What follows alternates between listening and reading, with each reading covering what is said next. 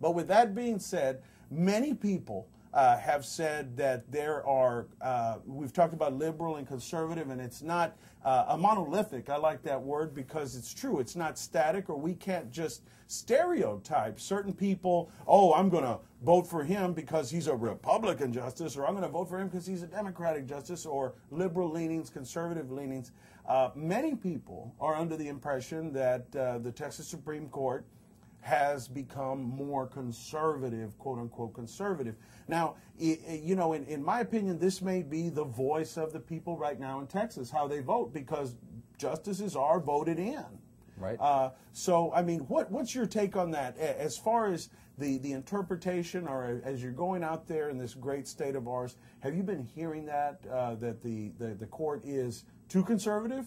Or are they saying not conservative enough? You know? Well, that's a good question, Joe, and I think we need to look at that on a couple of different levels.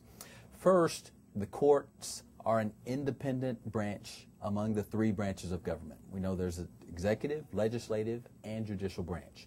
And there's a checks and balances system that keeps any branch from getting out of hand. If either of the other two branches does something that's unconstitutional, then if it's properly presented, then our court can declare it unconstitutional. We have that independence to serve as a check. That's rare, doesn't come up often, but if it does, we have the authority to declare an action unconstitutional. Most of our cases do not involve the Constitution. They affect many, many people, but not on a constitutional level. As you said, the legislature passes statutes. The members of the legislature are elected by the 12 million voters in Texas on behalf of the 24 million people who live in Texas.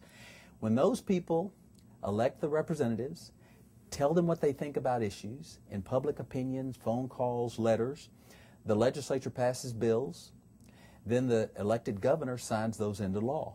Those laws represent the will of the people expressed through their elected representatives.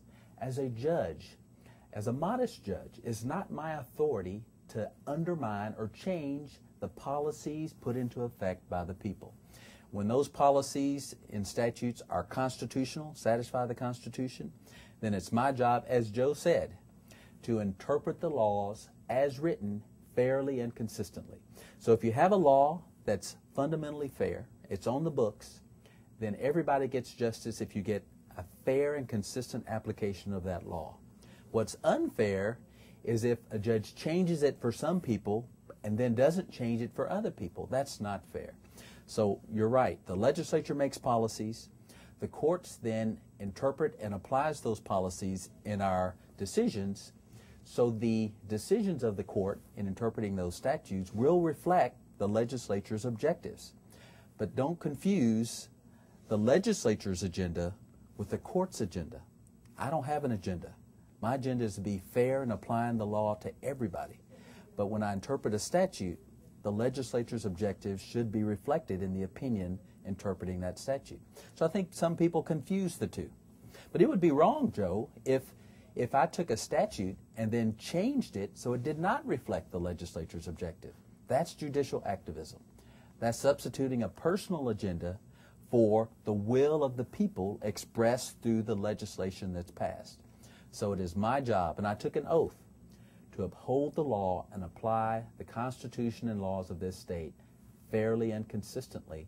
And every day I endeavor to do just that for all the people of Texas. Well, very well said. And I think that a lot of people out there don't understand how, and you've given a good explanation of how or what the judges do, even up in the highest court of the land here in Texas, what you all do in order to reach a certain decision.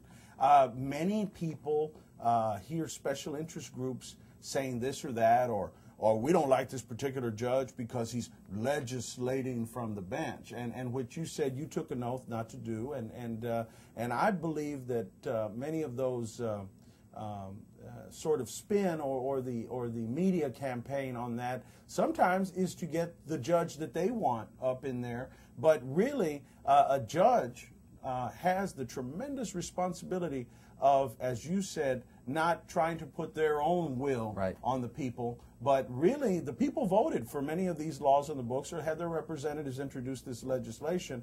And, you know, for instance, medical malpractice laws and the caps that put on, that was one of the most highly publicized sort of cases. And, you know, many people don't understand that you yourself aren't just arbitrarily saying, hey, you know, we need to overturn this case. Though the laws are on the books and you have to interpret them very strictly.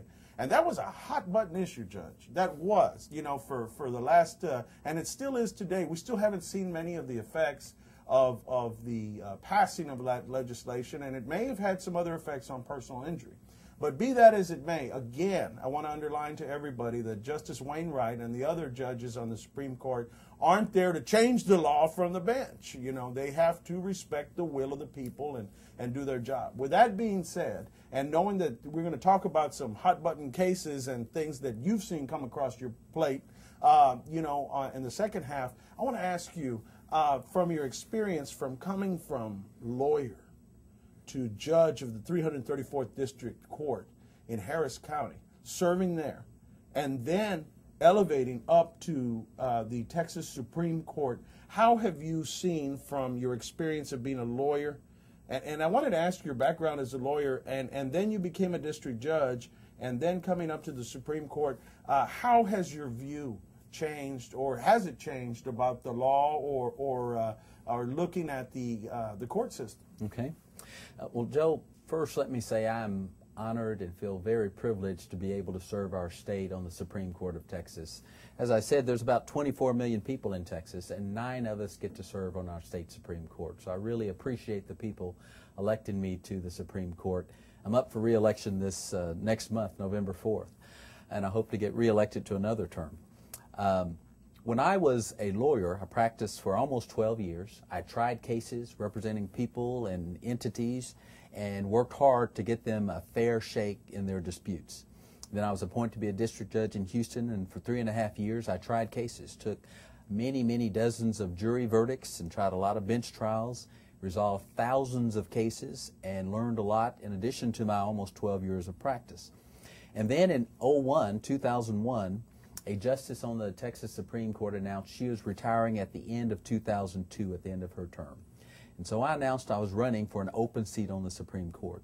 And Joe, I tell you, it was something special for me. We had never elected in the state of Texas an African American to the Texas Supreme Court. It was going to be a history-making move. But I put my faith in Texans, and I put my faith in my Creator, and said, I think this is the right move. I worked hard. A lot of people across the state worked hard on my behalf. And in November 2002, we made history. As I said, I'm privileged to have been the first African American to ever, in the history of our state, reach the Texas Supreme Court by election. And again, I thank the people of this state and my Creator for that privilege and that honor. Now, my approach to judging has been pretty consistent. I've studied it long and hard, and I've thought about it. I give speeches about it because I want to make sure I'm getting it right for the right reason. That's my focus. As a trial judge, I realized that every day when I made rulings, half the people in my court were going to lose. So half of them were going to walk away thinking maybe that wasn't the right ruling. Half would think it was. But Joe, on some days, even the winners would think they didn't win enough, so some days 100% of the people might be dissatisfied with the ruling. Hard job. So I determined to work very hard to explain my rulings, let people know that I was trying to follow the law and doing diligently to do that my heart was in the right place, so that even if a party lost in my court, they would respect the ruling. That's what I worked hard for. That's all a lawyer can ask for. And that's what I do today. I work hard so that people respect the outcome, because I want them to know I'm working hard to get the right reason, for the right outcome, get to the right result for the right reason. And the approach has been pretty consistent. Follow the law, don't make it up, work hard to get it right for the right reason.